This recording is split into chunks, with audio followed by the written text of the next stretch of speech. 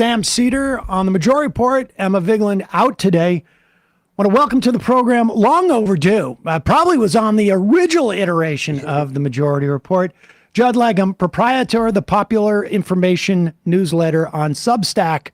And full disclosure, I am a subscriber to popular information. Really great reporting that you've been doing over there, Judd, over the past, I think it's about a year and a half now, I think, that you've been doing this. And it's been great, or it feels like it's been a year and a half. Has it been less? It's actually been 6 years. What? Yeah. Yeah. I don't know how I didn't see that. Well, we're getting the word out slowly.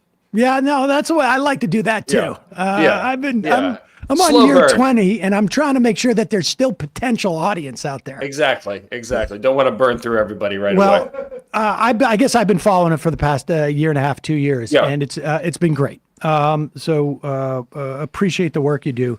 And this story, a couple of years ago, I had interviewed, I think, the writer of the ProPublica piece. Yeah. On this software, RealPage, but things have been happening apparently that I wasn't aware of since that story came out. First, tell us about RealPage, and then give us the timeline of what's been happening on that. Yeah, and this was a story that was really broken open by ProPublica a couple of years ago about RealPage, which is a software program that is used by many corporate landlords, particularly any large building with a bunch of units. That's really what it's optimized for.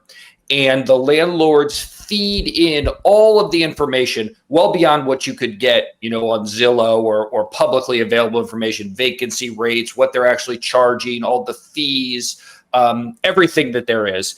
And then this program spits back out a recommended rent for that unit.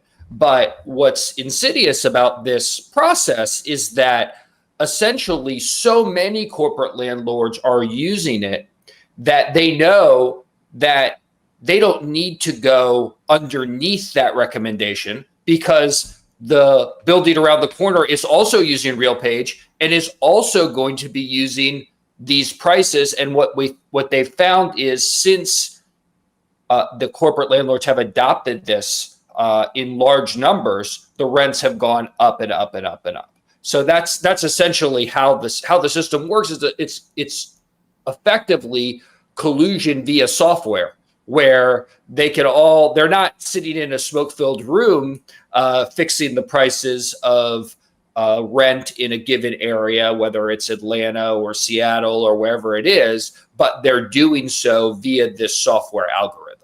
And I got to say, I don't remember this element of the story until I read your piece on it. But there's also sort of like a mafia quality to this, where they say, look, if you're going to use this software, you cannot undercut the price that we give you, because then you're screwing up everything. Yeah. And that seems to be a big giveaway. Yes, they have people who are monitoring it, who are making sure you're in compliance with their recommendations. And actually, if you price your apartments too low too many times, you'll get kicked off the system. And so we actually have learned a lot more in the last 2 years since that ProPublica story came out, because there's been a series of class action lawsuits. There's also been lawsuits filed by the attorneys general in DC and elsewhere too. So that process has started to reveal even more information about how the whole system works. And you write that that it's deploying RealPage software in one case in Houston resulted in pushing people out with higher rents, but ultimately increased revenue by $10 million. So they're making a ton of money off of this, the landlords, but that's the beauty of price fixing, right? It's like, I know I can sustain this higher than market price if everybody sustains this higher than market price. Yeah, and it's essentially gotten rid of negotiation. It used to be you could go to rent an apartment. They sell you, here's the price, $3,000 a month, whatever it is. You go into the rental office and you say, I'd really like to pay $2,900 a month. Now, part of that is there's a housing shortage, but the other part of it is RealPage has made it clear that you are not to negotiate these prices.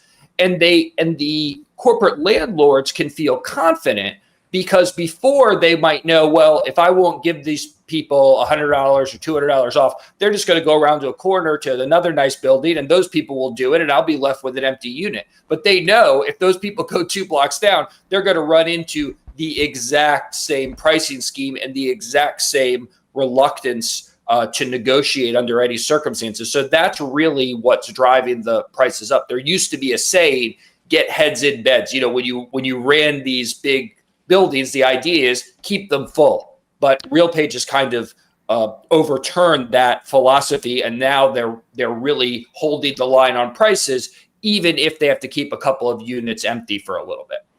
You cite in one of those lawsuits, this one in Arizona, that in Phoenix, 70% of multifamily apartments units listed in Phoenix metropolitan area are owned, operated, or managed by companies that have contracted with RealPage.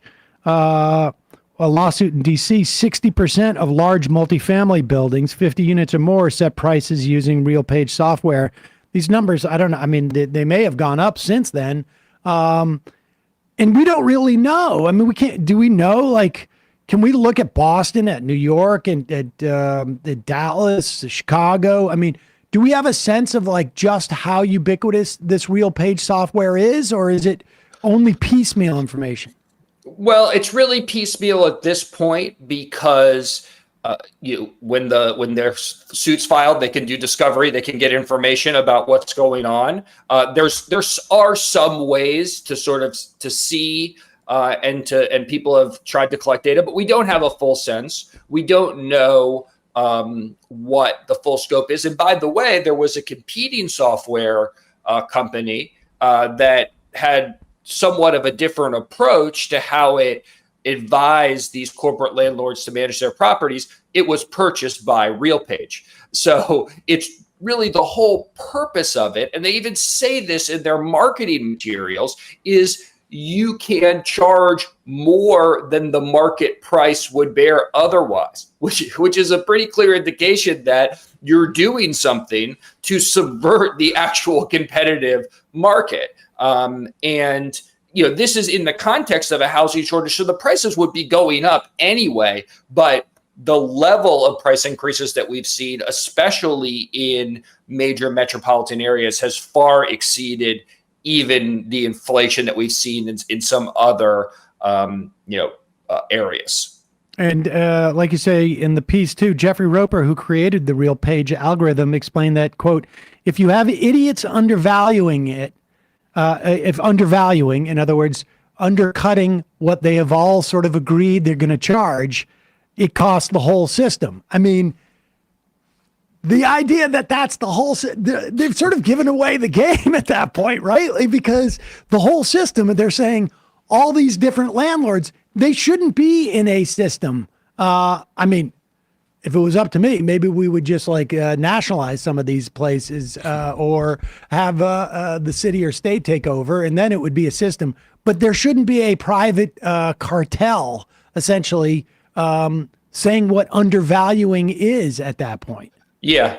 And it works on so many different levels, because one of the ways that you used to be able to get a good deal on an apartment is people move in and out randomly. So at certain times, there might be a flood of apartments that become available just out of random chance. If you come in during that time, you might be able to get a good deal because all the buildings are competing with each other. But in addition to setting the prices at a high level and keeping them moving up and up and up, through the software, all the different buildings make sure that there's not too many units available at any given time. They'll hold them back so that it's always an artificially constrained market, which is pretty classic as far as if you're going to collude and price fix. That's what you might want to do. So then cut to, I guess it was a week ago, the FBI does a raid, and this is now I mean, is antitrust always a criminal violation, or is it generally a civil violation? It can be either, but from what we know about this investigation, this is a criminal investigation, a criminal antitrust investigation. And this Cortland, which is a major corporate landlord, it's based in the Atlanta area, owns a lot of property there, but actually owns property across 13 states. They were raided by the FBI.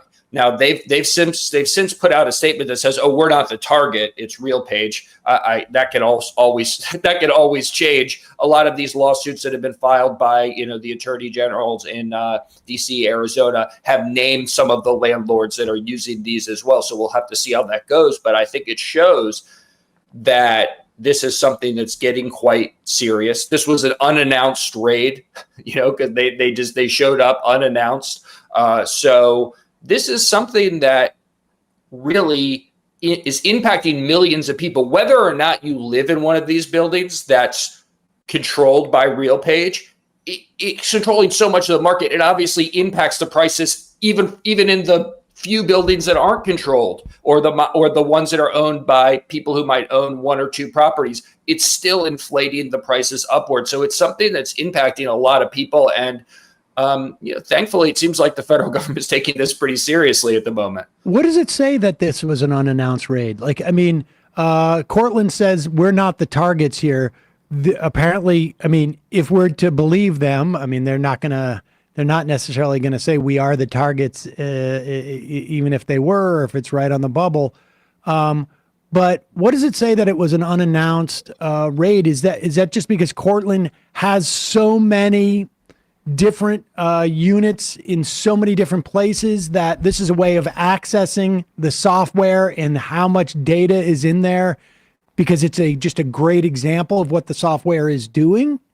Well, no, I think in order to get that approved, you have to go to a judge to get a search warrant approved. In order to get it approved that you're going to do it unannounced, you'd have to present some evidence that there's been efforts to cover up crimes. Now, it might not have been Cortland who done this. They may have, there might have been another landlord or RealPage itself, but they had to have some real suspicion that's grounded in something, that if they told Cortland that they were coming, they were worried about evidence being changed, destroyed, misplaced, etc. So it shows, RealPage knows they're under the microscope now, right? It's not a secret. They've got multiple class action lawsuits. They've got state attorney generals. They know that this federal investigation is going on. So they're obviously trying to, keep themselves buttoned up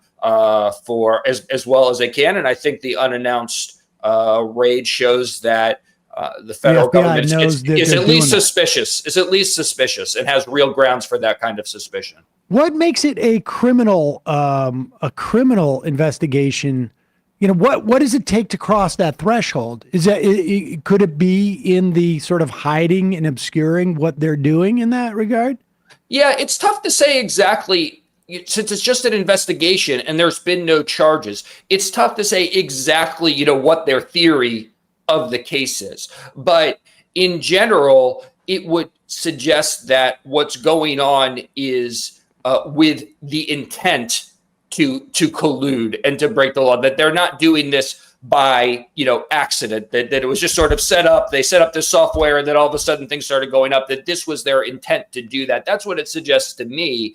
I think you'd have to look at, ultimately, if they are charged, whatever the indictment says as far as why this would be criminal. What do you think the liability is for these landlords engaging in using this? Like, if it's one thing for if the RealPage knew, like, look, what we're doing here is we're just a couple of guys sitting in a room and basically acting as a conduit so that nobody has to talk to each other, and we can evade the charges of collusion because nobody's even meeting each other, except for we're basically being the proxies and agents for these people. But surely, somebody who owns this many units has the level of sophistication to realize like, oh, wait a second, this is going to be helpful because they're not just giving us advice on how to price our things. I know how to do that. I've been doing that here, but they're changing the nature of what our competition is doing in a way in which we're all acting in concert.